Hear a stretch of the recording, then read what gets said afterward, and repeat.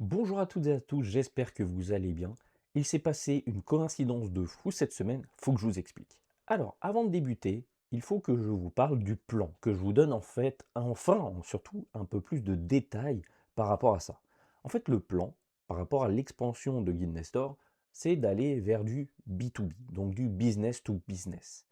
L'idée est de s'ouvrir pour permettre, à des gens qui possèdent un lieu d'activité, un lieu d'hébergement, de pouvoir proposer leur lieu à la réservation ou leurs activités à la réservation directement sur Nestor pour faciliter les choses. Et l'autre partie, c'est aussi de permettre à des travel planners de pouvoir utiliser Nestor, donc dans une autre interface, pour être capable de gérer leurs réservations, de gérer leur planification, de synchroniser facilement des choses avec les clients. Et donc, en fait, c'est de ça dont on avait discuté avec l'avocate. Et justement, jeudi dernier, j'ai pu discuter avec l'avocate. Elle a pu me donner son retour par rapport à ses recherches, par rapport au projet, pour voir est-ce que c'est viable, est-ce que légalement tout est possible, ou est-ce qu'il peut y avoir des embûches. Et justement, il y a une embûche, notamment pour la partie réservation pour justement un hébergement ou une activité.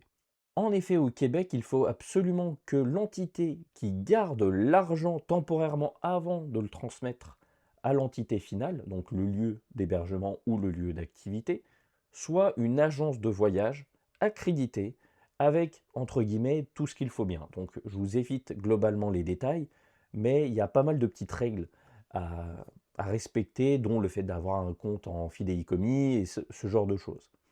Donc forcément, ça vient complexifier pas mal les choses parce que avoir cette accréditation déjà coûte des sous, ça oblige à avoir certaines assurances et forcément c'est pas mal de frais et de temps qu'aujourd'hui on n'a pas forcément parce que là comme vous le savez, on n'est pas encore lancé et complètement autonome, donc forcément ça vient générer des frais qu'aujourd'hui on ne peut pas se permettre de couvrir. Là où c'est fou, c'est que justement plus tard dans la journée, alors que, on va dire, je discute à ma job de manière complètement lambda, je discute justement avec une personne et je lui parle de ce projet. Et c'est là où il me dit que lui aussi, à côté de son travail, il a une activité. Et là où la coïncidence est folle, c'est que son activité, c'est de gérer une agence de voyage. Et donc justement, aujourd'hui, j'ai quelqu'un sous la main qui, en plus, est prêt à m'aider. Il m'a dit, si t'as besoin d'aide, go, on peut s'arranger, il n'y a aucun problème. Donc le problème que j'ai rencontré au début, potentiellement, va être réglé, entre guillemets, facilement. Mais, forcément, il y a un mais. J'ai discuté quand même avec lui pour creuser, pour comprendre justement comment ça fonctionne au quotidien, pour comprendre justement quelles sont les règles, les rôles et responsabilités dans le cadre de ces accréditations, mais aussi découvrir un peu plus, on va dire, l'univers professionnel de la planification de voyage. Et là, il a été clair avec moi, en tout cas, il a été honnête surtout, c'est que gérer la partie réservation, ça peut être complexe. Ça peut être complexe en fait pour une raison, et c'est le fait d'aller convaincre les entités.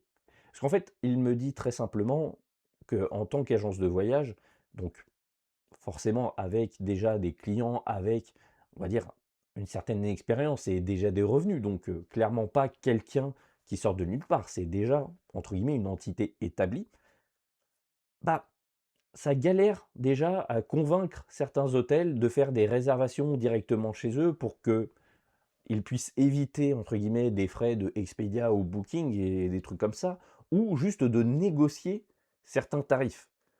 Donc forcément, passer, du moins, et proposer une plateforme et donc aller convaincre plein d'hôtels, plein de lieux d'activités et d'hébergement, ça risque d'être complexe. Donc forcément, ça reste quand même quelque chose de très intéressant à savoir, et du coup, ça va m'obliger à changer un peu mes plans pour me concentrer plus vers la partie, en fait, travel planner. Travel planner, agence de voyage. Donc justement, je lui ai demandé est-ce que ça l'intéresserait qu'on puisse collaborer pour ce plan-là. Alors, autre fait de dingue, le fait est que lui aussi travaille sur on va pas dire une plateforme, mais un ensemble d'outils dont il a besoin justement dans son quotidien alternatif de travel planner. Et donc l'idée, ça va être que justement, bah, on va pouvoir travailler ensemble, s'échanger quand même des idées. On va pas, voilà, travailler sur un même projet en commun, mais on va quand même pouvoir bah, s'entraider, tout simplement, faire en sorte que justement, si l'un a besoin de tester la fonctionnalité de l'autre, on va pouvoir travailler ensemble, on va pouvoir en discuter. Les portes ne restent pas fermées.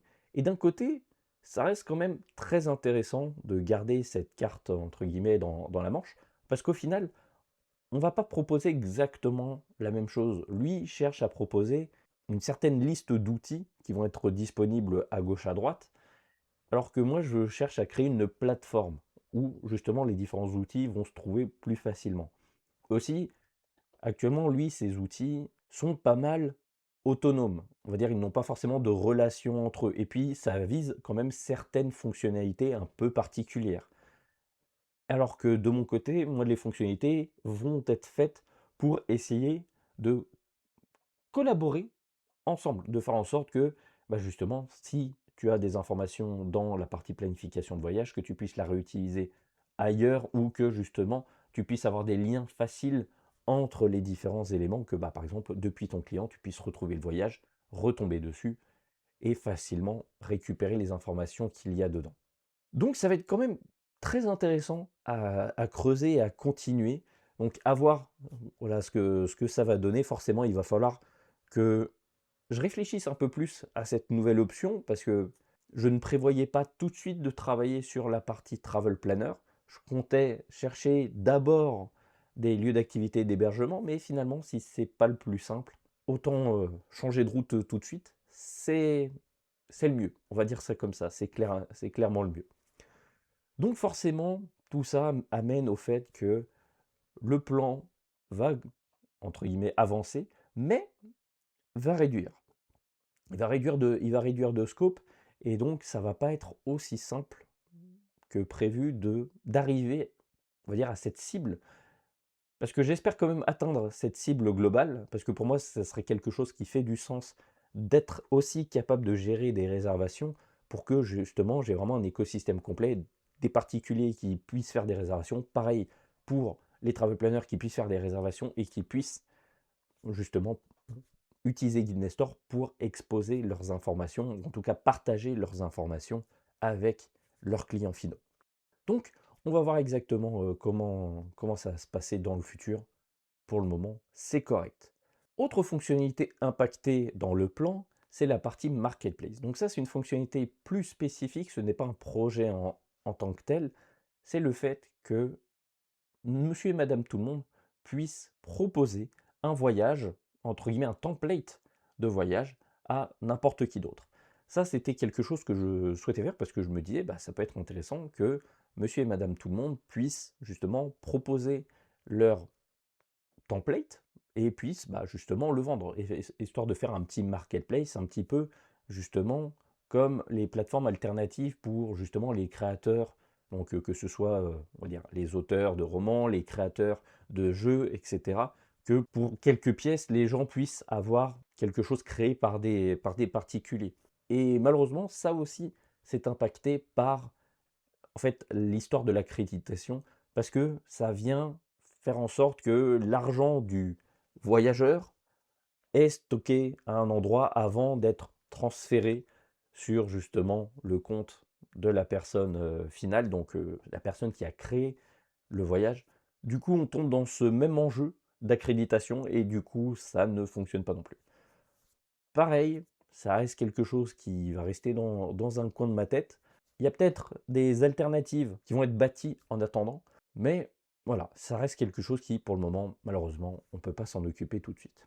Du coup, voilà, globalement, la semaine, on va dire, est pas mal résumée avec ça. Du coup, je ne vais pas mentir que depuis, c'est un peu la grosse réflexion pour savoir, bah, tiens, comment est-ce qu'on va pouvoir travailler la partie Travel Planner, quelles sont les fonctionnalités qui peuvent être intéressantes, et un petit peu quelle va être la stratégie derrière tout ça.